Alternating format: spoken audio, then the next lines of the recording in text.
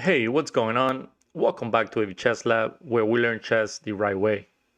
My name is Alex, and if you're new here and would like to improve your chess game or your knowledge of chess altogether, don't forget to subscribe now and hit the bell so you can be notified when the next video is uploaded. This video today is the 5th lesson of the Road to Chess Master series, and we will go over some very important special moves that exist in chess. Those are pawn promotion, king castling, and the French move that made its way into the chess world, En-passant. I am sure I am pronouncing this wrong, but all that really matters is that we know how the move happens, how the move occurs, and a few rules that go with it. As a reminder, don't forget to check out the chess tactic at the end of this video, and let's get started.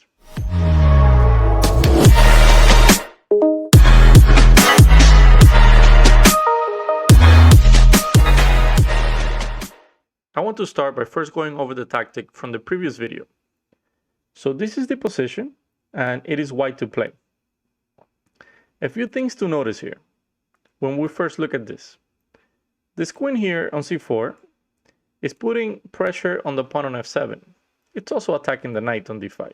This powerful pawn here that we have on c6 is also very close to the promoting square. If we can manage to push it 2 more squares, we can go ahead and pretty much get whatever piece we want in return, usually a queen.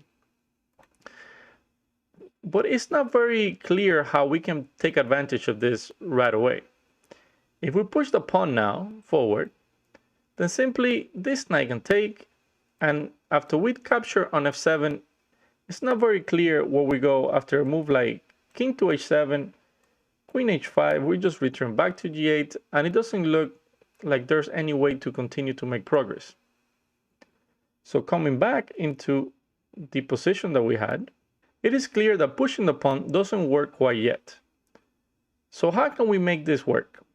We have to come up with a move in combination with this very dangerous pass pawn that we have that's only 2 squares before we can promote.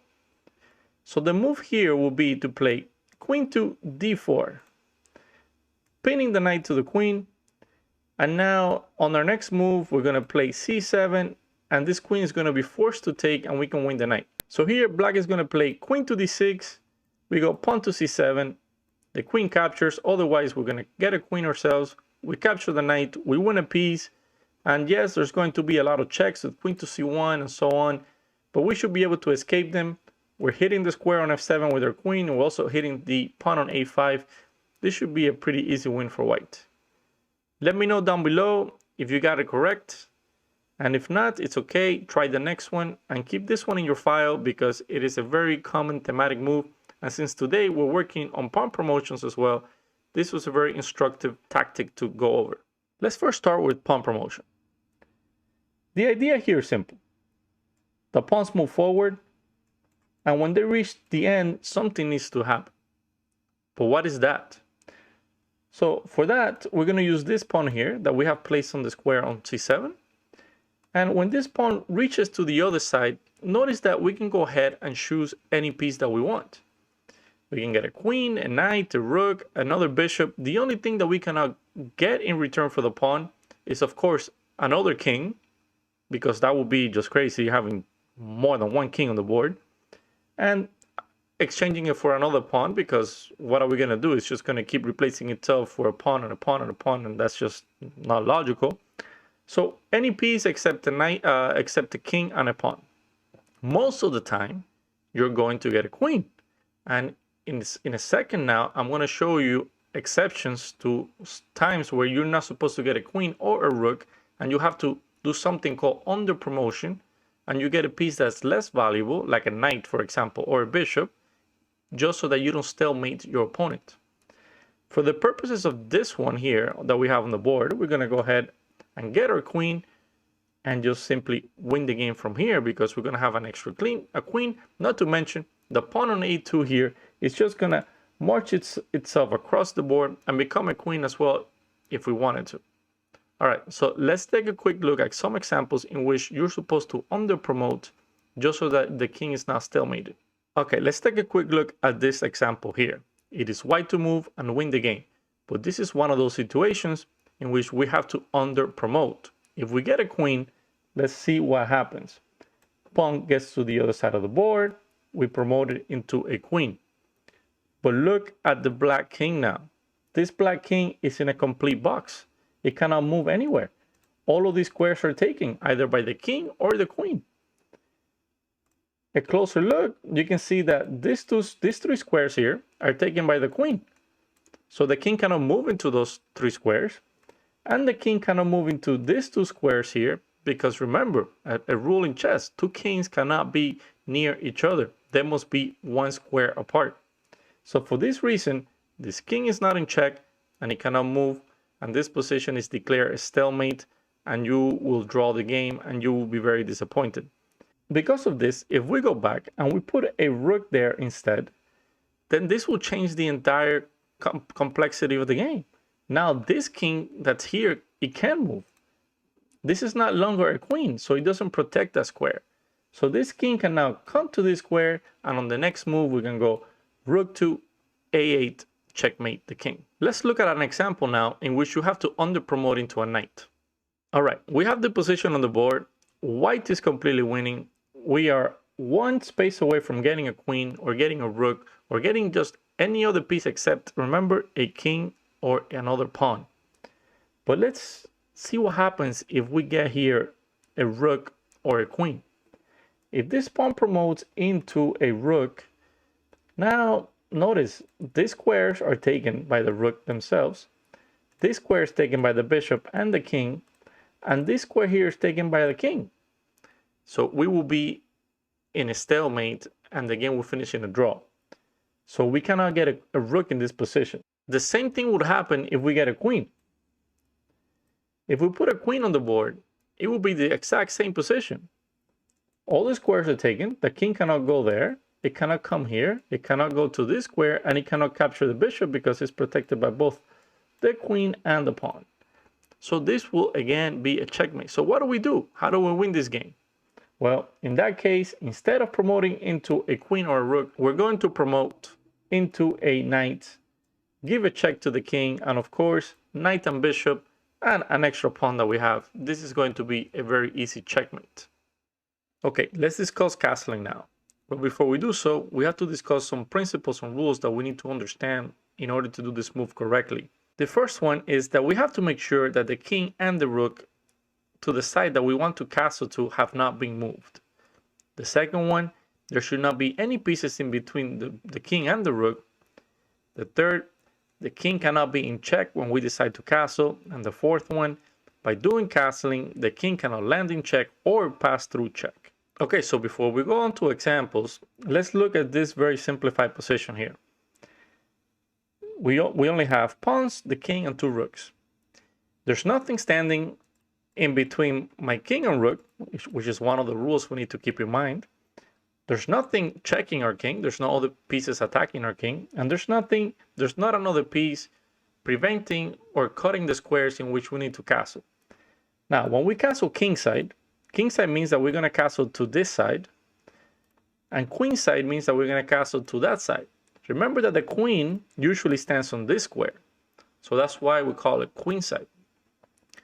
Another important thing to notice here. Notice that the queenside is a lot longer to castle to. There's three pieces that usually we need to remove in order to castle to that side. So keep that in mind, because time in chess is very important. To the king side, we only have to remove two pieces, the bishop and our knight. So castling there to that side is a lot faster and a lot easier to accomplish.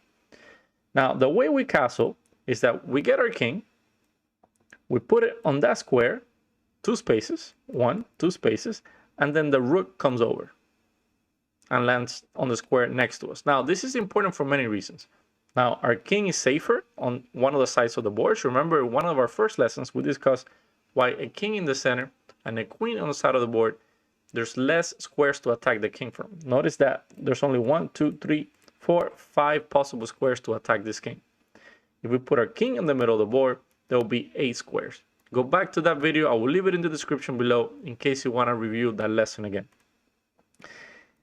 Let's put this back. If we want to castle now to the other side of the board, again, we do the same thing. We move our king 2 spaces to the side, and then the rook comes over. It's a little bit different. There's 2 squares on this side instead of 1 square on the other side.